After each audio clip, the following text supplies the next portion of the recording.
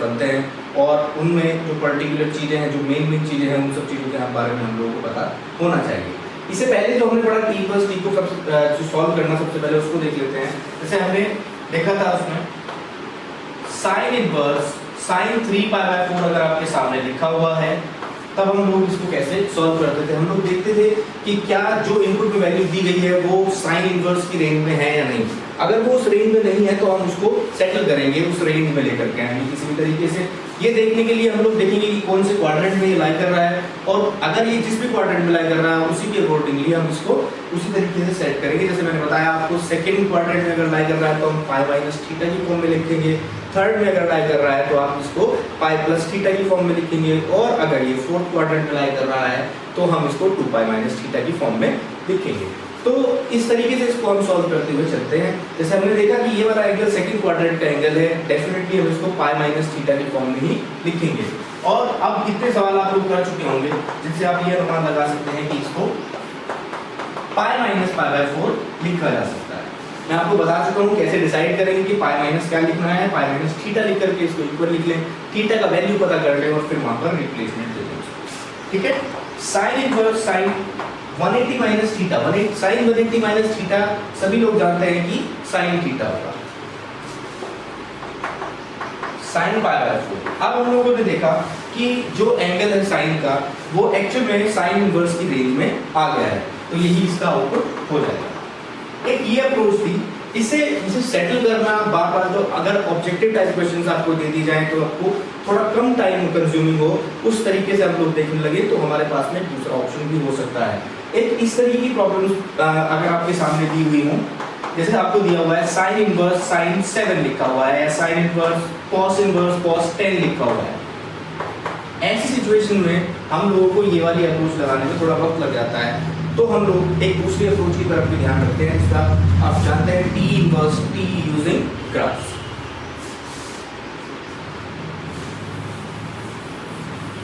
चलिए सबसे पहले अगर हम इसको ग्राफ से सॉल्व करना चाह रहे हैं तो हम लोगों को इनकी ग्राफ भी आने चाहिए। तो ग्राफ हम देख लेते हैं। मेन में साइन इनवर्स साइन x का ग्राफ कैसा बनता है। साइन इनवर्स साइन x कुछ इस तरीके से बन करके आएगा।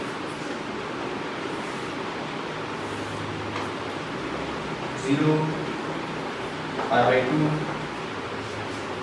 पाई 3π/2 2 पाई -π/2 माइनस पाई -3π/2 और इधर भी इस तरीके से। ठीक है, इस तरीके से ग्राफ बन करके आता है साइन इनवर्स साइन x का। अब इनमें जो ब्रांचेस बन करके आ रही हैं उनकी इक्वेशंस अगर हम लोगों को पता चल जाए तो बहुत आसानी से हम लोग डायरेक्ट उन सब एंगल्स का वैल्यू पता कर सकते हैं, सेटल कर सकते हैं उसको। तो देखते हैं कि इनकी इक्वेशंस कैसे बन करके आए। इक्वेशंस बना, इनकी जो इक्वेशंस हैं उनको पता करने के लिए आपको ग्राफ्स की जो ट्रांसफॉर्मेशन है वो जरूर आनी चाहिए, अदरवाइज आप इनकी इक्वेशन पता करने में थोड़ा सा परेशानी में रहेंगे। ठीक है, तो सबसे पहले छोटा सा एक आइडिया देता हूँ आपको मैं ट्रांसफॉर्मेशन ऑफ ग्राफ्स के बारे में। ट्रांसफॉर्मेशन ऑफ ग्राफ्स जितनी जरूरत है इसमें उतना ही हम लोग समझ लेंगे। ट्रांसफॉर्मेशन ऑफ ग्राफ्स, मान लेते हैं कि हमें कोई पेरेंट फंक्शन दिया हुआ है f(x) जिसका ग्राफ हम लोग जानते हैं। लेट अस कंसीडर ये वो पेरेंट फंक्शन है जिसका ग्राफ हम लोगों को पता है, और अब ये जानते भी हैं कि ये तो y = x² जैसा कुछ नजर आ रहा है। मैंने मान लिया कि ये y = x² है। ठीक है, अब अगर आप पूरे फंक्शन को माइनस से मल्टीप्लाई कर देते, अगर आपने पूरे फंक्शन को माइनस से मल्टीप्लाई कर दिया, कभी ऐसा हुआ कि हम लोगों को y = x² ग्राफ पता है और हम लोग जानना चाह रहे हैं कि what should be the graph of y = -x², तो होगा क्या, जो भी ग्राफ बन करके आ रहा है आप x एक्सिस के रिस्पेक्ट में उसका मिरर इमेज बना देंगे। x एक्सिस के रिस्पेक्ट में हम इसका मिरर इमेज बना देंगे, जो ऊपर की तरफ बन करके आ रहा था उसे नीचे की तरफ बना देंगे। ठीक है, ये सिंपल ट्रांसफॉर्मेशन है, आप लोग बिल्कुल एकदम इसे अच्छे से ध्यान रखेंगे। अगर ऐसा हो जाए, मान लीजिए आपको ग्राफ दिया हुआ है y = f(x) का आपको ग्राफ दिया हुआ है, और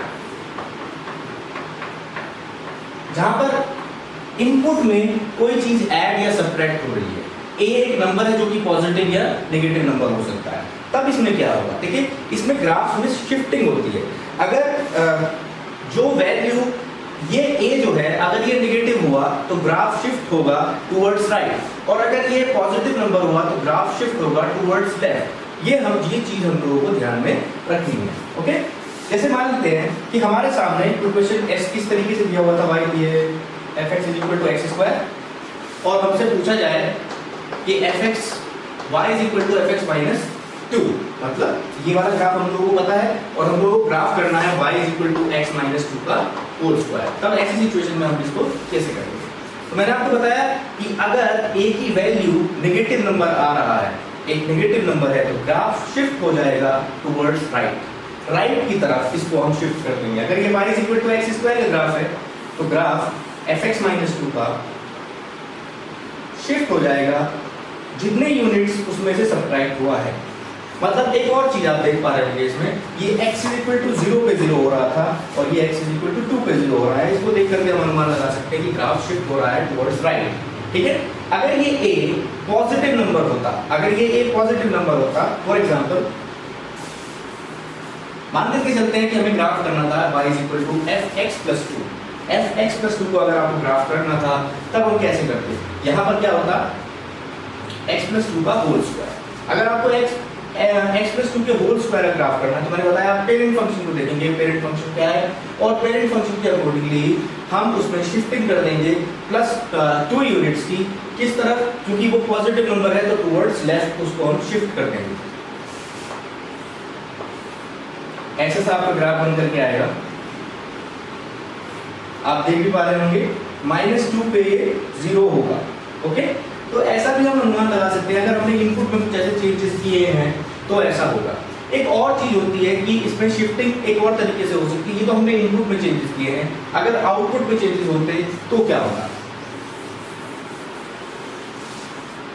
अगर आप किसी फंक्शन की कोई पेरेंट फंक्शन का ग्राफ आप लोग जान रहे हैं और आपको एक फंक्शन का ग्राफ करना है जो कि उसके आउटपुट में चेंज के अकॉर्डिंगली हमें देखना है। जैसे मान लीजिए y = fx + c, जहां पर c एक पॉजिटिव या नेगेटिव नंबर हो सकता है।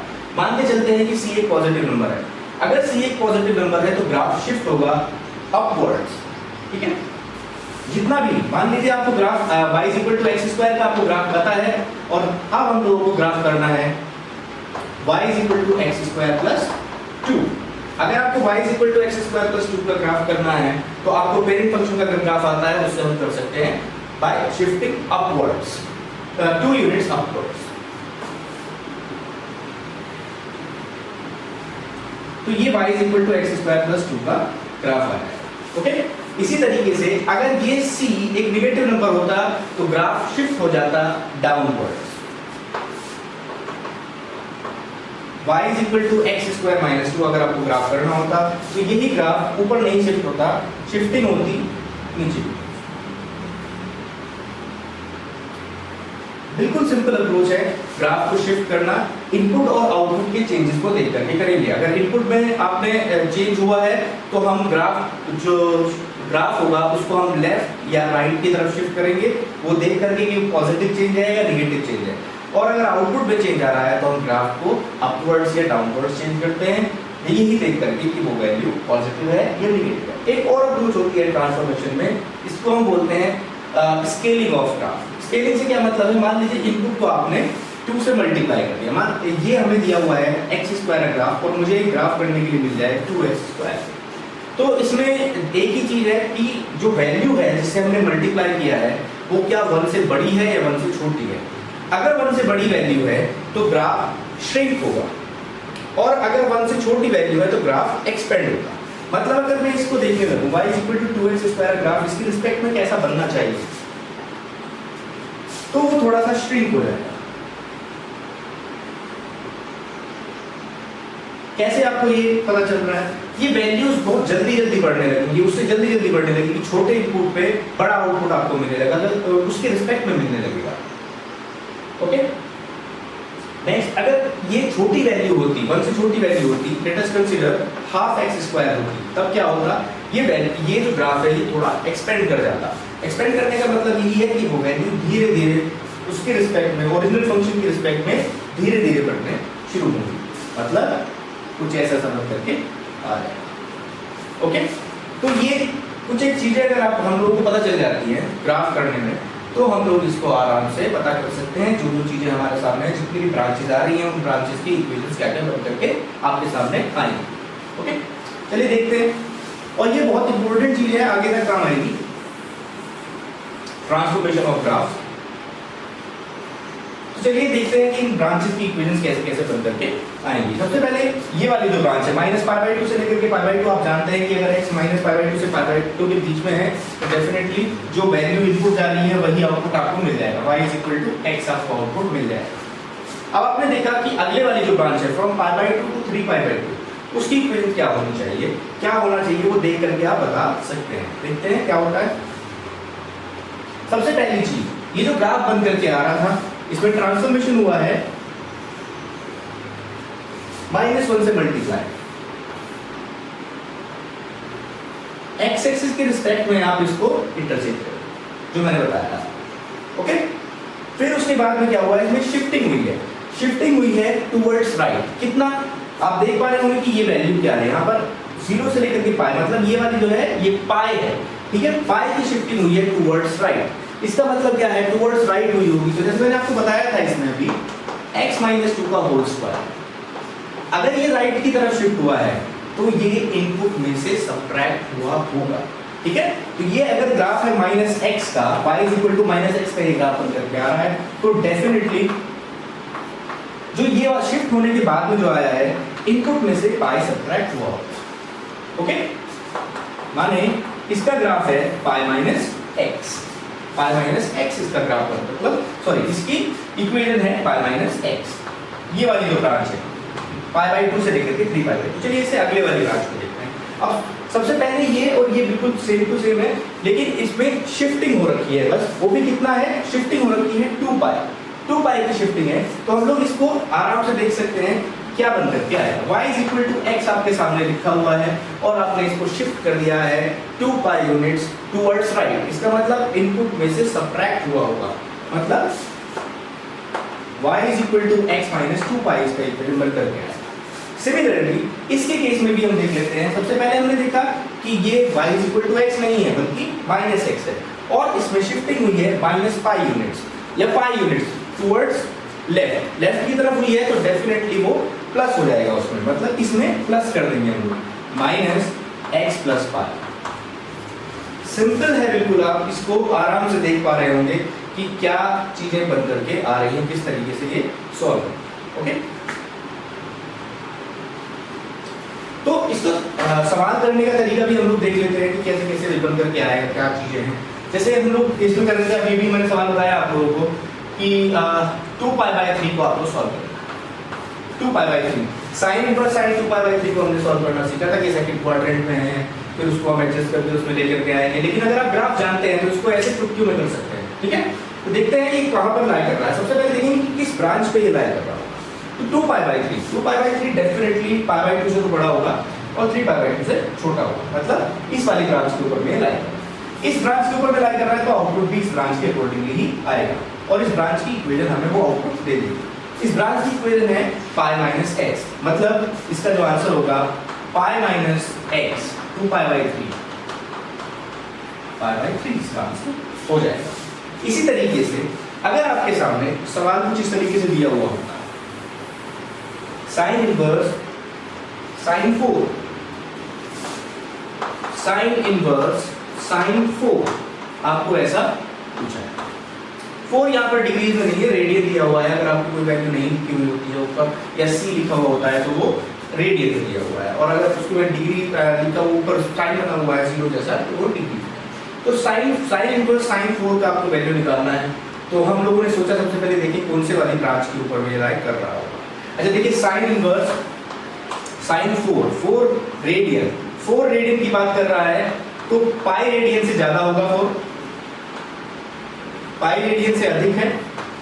और 3π/2 का क्या मतलब है, 3π/2 देखिए 1.57 अप्रोक्सीमेटली इंटू 3 माने 4.71, 4 और 3π/2 से छोटा रहेगा। अब देख पा रहे होंगे पाई से बड़ा है, पाई का वैल्यू 3.14 एंड 3π/2 से छोटा है क्योंकि 3π/2 का वैल्यू 4.71, मतलब इस ब्रांच पाई से लेकर के π/2 के बीच में ये 4 लिखा हुआ है। हमने देखा पाई से लेकर के π/2 कौन से वाली ब्रांच के ऊपर में लाई कर रहा हो, तो ये ही ब्रांच है जिसके ऊपर में ये इनपुट जा रहा है, ठीक है। तो आउटपुट भी इसी के अकॉर्डिंगली आएगा और आउटपुट हो जाएगा π-x मतलब π-4।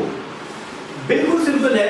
आप लोगों को एक बस ग्राफ में थोड़ा सा याद रखना है कि ग्राफ कैसे बनता है उसका, और इक्वेशंस अगर आप बना लें, क्योंकि आप अगर ग्राफ बनाने में जो ट्रांजिशंस हैं, जो ट्रांसफॉर्मेशन है एक्चुअली सॉरी, जो ट्रांसफॉर्मेशन ऑफ ग्राफ है, अगर उसमें आप थोड़ा सी एक्सपर्टीज ले लें तो ये इसको लिखना बहुत आसान हो जाएगा।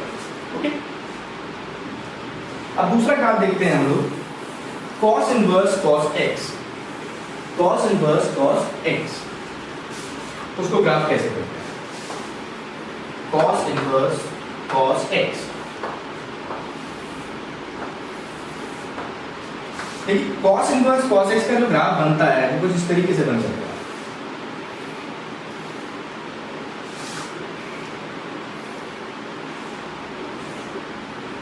जीरो, पाई, 2π, 3π, 4π, -π, -2π, -3π, इस तरीके से ग्राफ बन करके आता है। अब चूंकि आप लोगों को पता करना होगा कि पर्टिकुलर जो ब्रांचेस बन करके आ रही हैं उनकी इक्वेशंस क्या होंगी, ताकि हम जल्दी से और मान लगा सकें कि आंसर क्या आने वाला है। तो सबसे पहले हमने देखा कि cos इनवर्स cos x, अगर x जो है, जो इनपुट है वो 0 से पाई के बीच में अगर लाई कर रहा है तो definitely same to same output आ जाएगा। अब दूसरे वाली जो ब्रांच है पाई से लेकर के 2π तक, उसकी इक्वेशन हम लोगों को पता करनी है। तो देखते हैं कि क्या बन करके आएगा। सबसे पहले हमने देखा y x है, और आप देख पा रहे होंगे कि ये ट्रांसफॉर्मेशन हुआ है, इसमें -x से मल्टीप्लाई हुआ है और उसके बाद में शिफ्टिंग हुई है 2π। ठीक, शिफ्टिंग का मतलब है जो जहां पर ये x एक्सिस को कट करते हुए जा रहा है उतना ही इसमें शिफ्टिंग हुआ है। ओके, देखा हमने, सबसे पहले हमने देखा कि y -x है और फिर उसमें इनपुट में शिफ्टिंग हुई है 2π की, मतलब x - 2π, यानी इसको लिखा जा सकता है 2π - x। नेक्स्ट जो है आप उसको देख पा रहे होंगे कि ये और ये में चेंज नहीं है, बल्कि बस केवल और केवल शिफ्टिंग हुई है 2π, यानी x - 2π, वो भी राइट की तरफ शिफ्ट हुआ है, इससे मैंने इसको सब्ट्रैक्ट कर दिया। बिल्कुल सेम टू सेम आप इसको देख पा रहे होंगे, ये और ये सेम टू सेम बन करके आ रही हैं, केवल और केवल 2π और x इसमें शिफ्टिंग हुई 4π - x। ओके, इसी तरीके से इसका ग्राफ आप जानते हैं कि 0 से लेकर के -π से लेकर के 0, y -x आ जाएगा। और फिर इसमें शिफ्टिंग हुई है, कितना शिफ्ट हुआ है, 2π शिफ्ट हुआ है टुवर्ड्स लेफ्ट, यानी इसको लिखा जा सकता है x + 2π। इसी तरीके से अगर आप ये जान गए तो ग्राफ आसानी से आप लोग इसका याद रख पाएंगे कि cos इनवर्स cos x का ग्राफ कैसे बनता है और उसमें वैल्यूज कैसे कैसे आती है। ओके, सिंपल है। अब क्वेश्चन देख लेते हैं इसमें, cos इनवर्स cos 4π/3। हमने देखा कि ये इसकी रेंज में नहीं है सबसे पहले, फिर हम देखेंगे कौन सी वाली ब्रांच के ऊपर में लाई कर रहा होगा। 4π/3 यानी 240 डिग्रीज, अप्रॉक्सीमेटली 240 डिग्रीज है, अप्रॉक्सीमेटली नहीं एग्जैक्टली 240 डिग्रीज है। तो 240 डिग्रीज कौन सी वाली ब्रांच के ऊपर में लाई करेगा, 4π/3। चलिए देखते हैं कौन सी वाली ब्रांच पे है, पाई से लेकर के 2π, इस वाली ब्रांच के ऊपर में लाई कर रहा है, यानी आउटपुट भी इसी के हिसाब से आना चाहिए। तो देखा हमने आउटपुट क्या आएगा इसका, 2π - x, 2π - 4π/3। ओके, आंसर आ जाएगा 2π/3। बिल्कुल सिंपल अप्रोच है। आप ये जान लेंगे कि पर्टिकुलर इनपुट कौन सी ब्रांच पे दिया गया है, उसी के हिसाब से आपको आउटपुट दे देना है। मान लीजिए आपको ये दिया हुआ होता cos inverse cos 7, cos inverse cos 7। अब हमने देखा कि 7 रेडियन जो इसमें इनपुट किया गया है वो कौन सी ब्रांच पे एक्चुअल में लाई करेगा। तो ढूंढा इसको, सबसे पहले देखा कि 7 पाई के रिस्पेक्ट में कंपैरिजन देखते हैं, ये डेफिनेटली 2π से अधिक होगा, क्योंकि 2π का वैल्यू होगा अप्रॉक्सीमेटली 6.28 एंड डेफिनेटली ये 3π से कम होगा, क्योंकि 3π वैल्यू हो जाएगा 9.42 अप्रॉक्सीमेटली। ओके, तो इसी बीच में 2 पाई और 3 पाई के बीच में ये इनपुट दिया गया होगा। तो हमने देखा 2 पाई और 3 पाई वाली ब्रांच है ये, ओके। इस ब्रांच में ये इनपुट दिया गया है तो आउटपुट भी इसी ब्रांच के हिसाब से आना चाहिए। मतलब आपका जो आंसर आ जाएगा cos इनवर्स cos 7 का, दैट विल बी 7 माइनस 2 पाई। और इसको क्रॉस चेक भी करते चलेंगे कि जो भी आउटपुट्स आ रहे हैं आपके वो क्या रेंज में आ रहे हैं, बिल्कुल आ रहे होंगे। देखिए एक बार चेक कर लेते हैं। 7 माइनस 6.28 0.72 0 और पाई के बीच में लाइक कर रहा है, ठीक है। तो cos इनवर्स cos x के क्वेश्चंस इस तरीके से सॉल्व किए जा सकते हैं। अब बात करते हैं tan इनवर्स tan x की।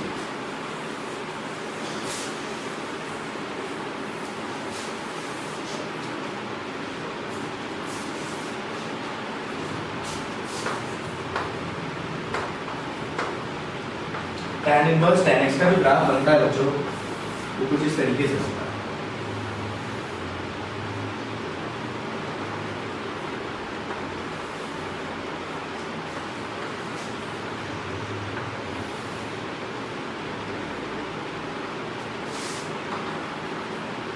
ये tan इनवर्स tan x होगा, ठीक है। और इसमें इनकी इक्वेशंस पता करना उनके रिस्पेक्ट में थोड़ा ज़्यादा आसान है। आप लोग जानते हैं कि अगर माइनस पाई/2 से पाई/2 के बीच में कोई भी वैल्यू होगी तो डेफिनेटली जो इनपुट है वही आउटपुट आपका आ जाएगा। और अगर पाई/2 से लेकर के 3 पाई/2 के बीच में है तब आंसर क्या आना चाहिए। हमने देखा कि y = x में पाई का शिफ्टिंग हुआ है, पाई शिफ्ट होकर के वो कितना आ जाएगा, पाई राइट साइड में शिफ्ट हुआ है, मतलब हम लोग इसको लिख देंगे x माइनस पाई। नेक्स्ट वाला जो है वो 2 पाई शिफ्ट हुआ है, x माइनस 2 पाई। दूसरी तरफ जो शिफ्टिंग हो रखी है उसमें आप इनको ऐड करते हुए चलेंगे, x प्लस पाई। इससे नेक्स्ट वाला हो जाएगा x plus 2 pi and so on, ठीक है। तो इसको सॉल्व करना आसान है। सवाल देख लेते हैं ताकि हम अनुमान लगा सकें। tan inverse tan 3 पाई/4। अब हमने पाया कि ये एक्चुअल में tan इनवर्स की रेंज से बाहर है। हमने देखा कौन से वाली ब्रांच के ऊपर में लाई करेगा, इस वाली ब्रांच के ऊपर में आपकी ये वैल्यू लाई करेगी, ठीक है। इस वाली ब्रांच के ऊपर में लाई कर रहा है तो हमने देखा आउटपुट भी इसी के हिसाब से आना चाहिए। और ये क्या है, x माइनस पाई, यानी पाई माइनस पाई/4, 3 पाई/4, सॉरी पाई माइनस 3 पाई/4, यानी पाई/4 इसका आंसर। तो ये सिंपल अप्रोच है t इनवर्स t को सॉल्व करने की यूजिंग ग्राफ्स, ठीक है।